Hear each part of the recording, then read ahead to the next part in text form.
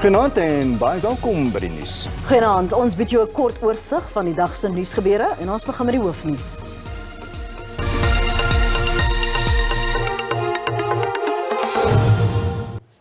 Pretoria gaan hard werk om die Afrika-Unie 'n volle lid van die G20-groep te maak.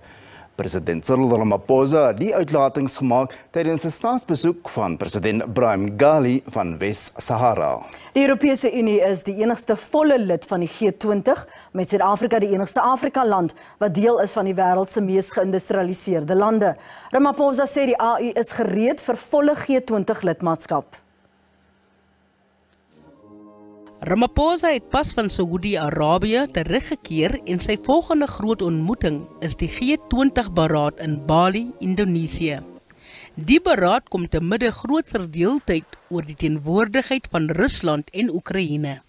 So we will go there pushing a very progressive agenda, an agenda that will hopefully lead to the prosperity of peoples in the world, but more especially for people on our continent. Ramaphosa sê Suid-Afrika is nie die enigste land met enige uitdagings nie. We are working very hard on our own energy reforms, and we're working hard to lessen and finally eliminate the load shedding that South Africans have been subjected to.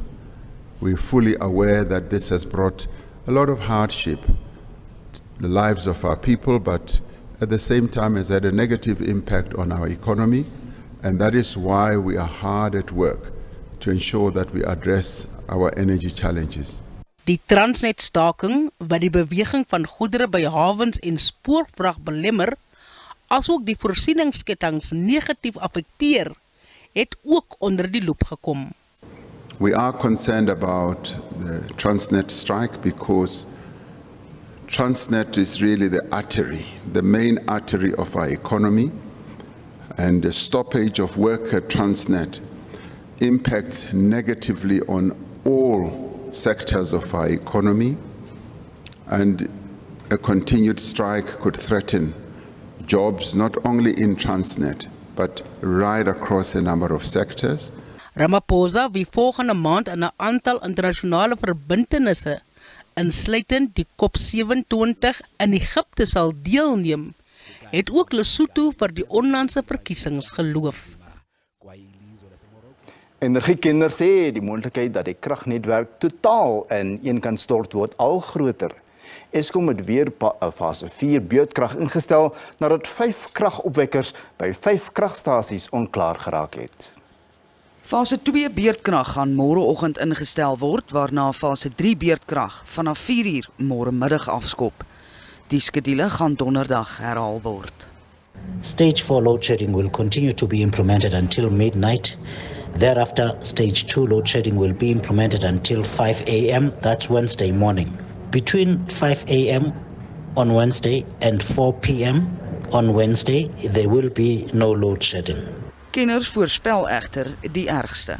Eskom themselves, they cannot guarantee us that they have got measures in place to stop the total collapse of the grid, but that is inevitable for as long as the leadership and particularly the board acts in the manner that it is acting. Khadima sê die nuut aangestelde Eskom-direksie moet optree teen die uitvoerende bestuur wat volgens hom misluk het om die ligte aan te hou. Transnetwerkers wat aan die vakbond se touw behoort, gaan voort met hulle loonstakel, hoewel hulle kollegas wat lede van UNTU is, die 6% loonverhoging aanvaar het. Transnet sê werksamehede het na normaal teruggekeer nadat UNTU-lede wat 53% van werkers uitmaak, terug is op hul poste. Handjievol se touw-lede het buite die Karsini depot hulle protesaksie voortgesit. We are rejecting this sell-out position of this 6% and the whole package. They are engaged on the ongoing engagement with the management of Transnet. Intussen is UNTU-lede terug by die werk en die vakbond sê hy gaan nou daarop fokus om die ekonomie weer aan die gang te kry. Our members are back at work. I think it's an exciting time not just for Transnet but also for the economy. The economy can get back on track and the country can start moving forward. So we're still the majority union in TPT as well. With regards to their protracted strike action, because as a majority union we have signed the agreement, their strike basically becomes unprotected now.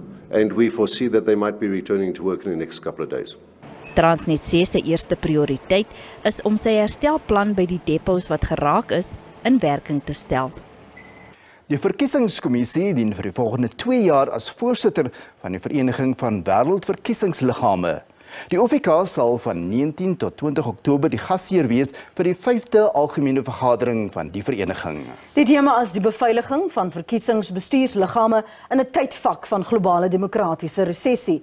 President Ramaphosa sal na verwagting die openingstoespraak lewer. Dis die eerste keer dat 'n geleentheid van die aard op die vasteland plaasvind en sal deur byna 120 verkiesingsliggame bygewoon word. Die OVK sit nou in die voorsitterstoel nadat hy die afgelope 3 jaar die adjunkvoorsitter was. There are certain strategic things that we want to achieve, amongst which each is electoral scholarship. So we're going to be working with South African universities to grant senior degrees in election management as part of our contribution of building an international legacy. Die vergadering beoog om die wêreldwye apatie onder veral jong stemgeregtigdes te takel. In verlede jaar se plaaslike verkiesing het slegs 8 miljoen uit die 26 miljoen mense gestem wat geregistreer het. We're going to be discussing measures to mitigate democratic recession. As you can see from throughout the world, there are pockets of people challenging the authenticity of results and challenging the elections as a mechanism of conferring authority on those who govern. Die OVK meen hy kan 'n algemene verkiesing in 2024 vol uitdagings aanbied en sy globale verpligtinge nakom. We will be building sufficient capacity within our structure to ensure that there is undivided attention to this important international work without negating and detracting from the work that we need to do to prepare for 2024. Benewens die president gaan oud-president Thabo Mbeki ook die geleentheid bywoon. Die Departement van Water en Sanitasie het hom skuldig gemaak aan onreëlmatige besteding van 16,5 miljard rand. Dit het tydens 'n voorlegging aan die staande komitee oor openbare rekeninge, oftewel skoor, aan die lig gekom. Die departement hoop die nasionale tesourie sal die een helfte daarvan goedkeur en die ander helfte aan 'n eksterne forensiese ondersoek onderwerp. Vrugtelose en koestige besteding in die departement beloop meer as 300 miljoen rand. Onreëlmatige uitgawes bly ook 'n truksvy. Our total irregular expenditure to date, which has not been condoned, is 16.5 billion.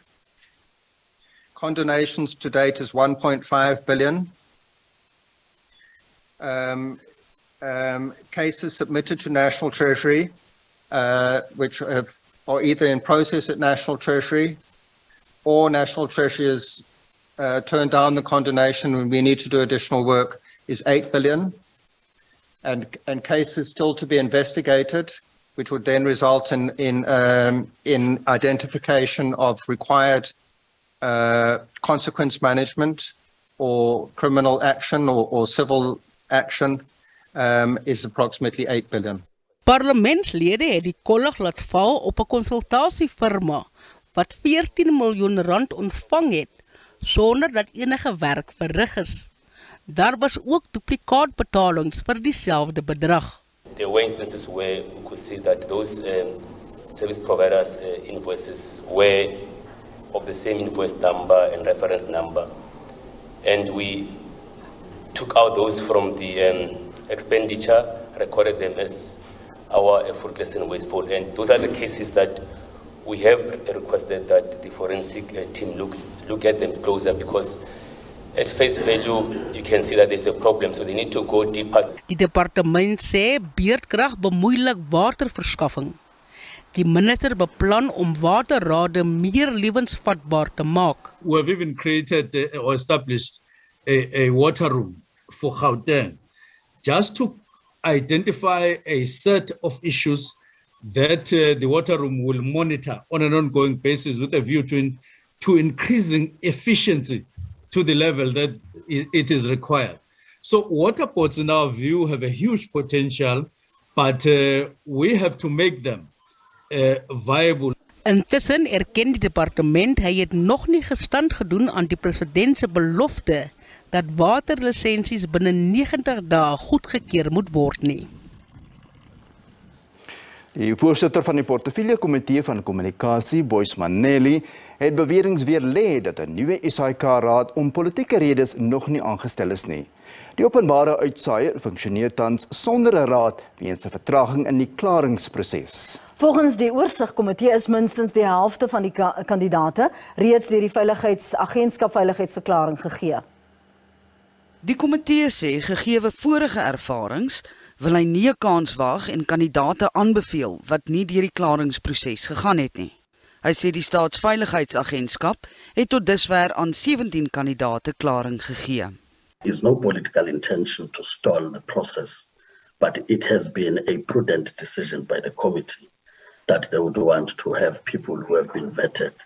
And this is part of responding to some of the problems that have been raised about entities of government, including the SABC on state capture. Verskeie LPs is nie beïndruk met die vertraging nie. It's common knowledge that the vetting system is way behind. Thousands of cases where they still have to do vetting. So there's an inevitable delay. Why did this committee not start the process much earlier? There is a vacuum in the leadership, especially considering that legislation does not make room for an interim board, which in fact would not even be desirable. Let us just wait for the process to unfold, and after that then we will proceed as such. Die finale 12 name sal deur die nasionale vergadering goedgekeur word en daarna na die president verwys word om die aanstelling te bekragtig. In Louis Trichardt is daar ongelukkigheid nadat die verkoop van 'n openbare park deur die Makado munisipaliteit aan die lig gekom het. Sakelui sê behoorlike prosesse is nie gevolg nie, toe die bekende erf 3456 langs die N1 3 jaar gelede weens 'n gebrek aan instandhouding opgeveil is nie. 7 beers beweer hulle is onregverdig gediskwalifiseer en dat die erf ter waarde van R3 miljoen aan die laagste beer verkoop is. Die munisipaliteit is gedwing om die boddokumente aan die beers bekend te maak na 'n hofinterdik. Luke Enslin, 'n plaaslike sakeman, is die eienaar van 'n ketting supermarkgroep. Hy wou ook die park koop om sy besigheid uit te brei. Volgens Enslin is hy sonder rede gediskwalifiseer, maar die munisipaliteit sê hy het nie sy belastingsertifikaat by sy boddokumente aangeheg nie. Enslin ontken dit. Hulle het my eintlik nooit gesê dat ek moet 'n wetsertifikaat of 'n BTW of 'n belastingsertifikaat indien nie. Ek het maar net na die tyd uitgevind. Dit is hoekom hulle my gediskwalifiseer het. En hulle kan 'n mens nie net diskwalifiseer nie. Hulle moet jou kennis gee dat hulle jou sertifikaat soek en dan jy 7 dae om dit vir hulle in te handig. Enslin sê hy het nie veel hoop dat die verkoopsproses omgekeer sal word nie, maar hy vertrou in die hofproses. Ek is nie seker wat die pad vorentoe is met die park nie. Die bod is toegeken aan die eerste eienaar en sover ek weet is die RW verkoop aan 'n tweede eienaar en ja, die persoon is in 'n karongeluk oorlede. So ja, dit is in sy boedel op die oomblik. Ek weet nie of die ding omgedraai gaan word nie. Ek dink dit is moontlik nie, maar ons sal maar kyk hoe gaan dit. Volgens die beers is die erf verkoop aan 'n sakeman wat glo R400 000 minder as die verkoopsprys betaal het. Die Makado munisipaliteit het die gegriefde beer se aannames verwerp. There are other aspects that one has to conform and adhere to, like your valid tax clearance certificate, statement of rates and taxes. Terwyl die park verkoop is om plek te maak vir infrastruktuurontwikkeling, waarsku omgewingskundiges teen die vermindering van openbare parke. Die dorp se nywerheidsgebiede het die afgelope jare ongekende groei getoon, met die ongerepte natuur wat die prys betaal. Llewellyn Karstens, SABC nuus, Louis Trichardt.